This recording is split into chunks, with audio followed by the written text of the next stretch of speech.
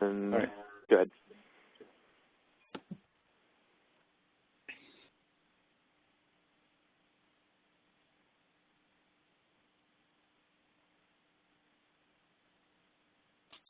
So today I'll be presenting, I'll be summarizing Benjamin Graham's book, The Intelligent Investor.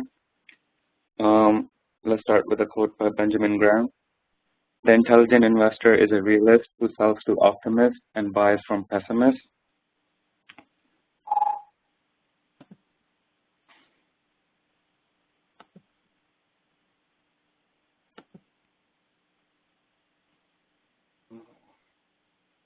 So a little bit on Benjamin Graham. Benjamin Graham, or Ben Graham, is known as the father of value investing. He started teaching value investing theories in Columbia in 1928 with David Dodd.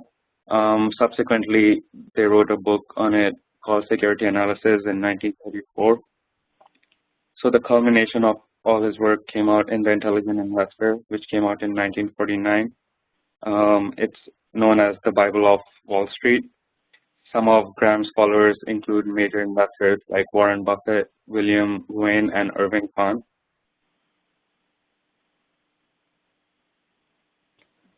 So here's a graph of cumulative returns for 15 years.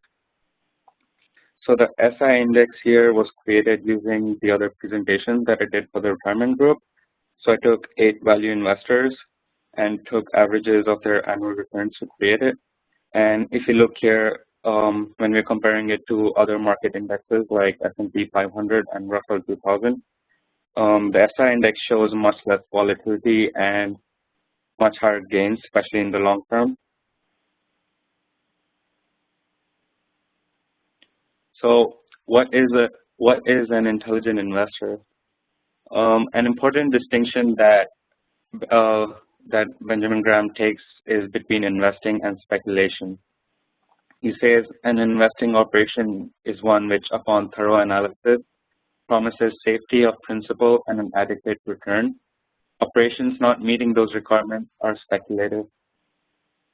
He says that if you want to speculate, you should do so with your eyes open and keep it to a minimum and not mix it with your investments.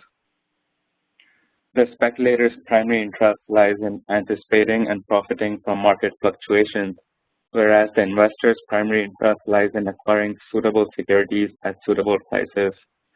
Just because a stock is bought close to its asset value does not make it a sound investment.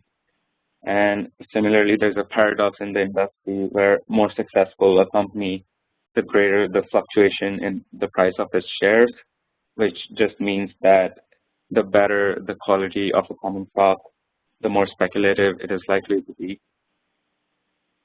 But what you need to be an intelligent investor is not IQ. The book shows an example of Isaac Newton where he ends up making about what would be in today's money $1.7 million worth of profit by selling his stocks, and then he gets swayed by the market and rebuys the same stock and ends up losing about $3 million.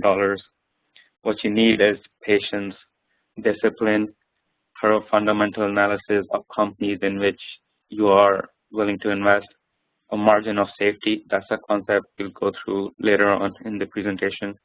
And you need to work to adequate, not extraordinary performance. He often mentions that you need to be humble about your forecasting powers and skills. So here we're looking at the dot-com bubble.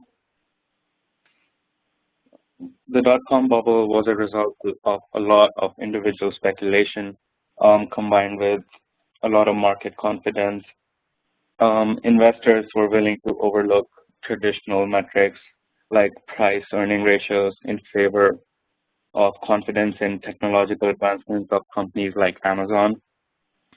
And then the bubble burst, and Amazon's stock share went from about $107 to $7 per share. And as you can see here, the NASDAQ composite value fell from its peak of about 5,000 points to about 1,000.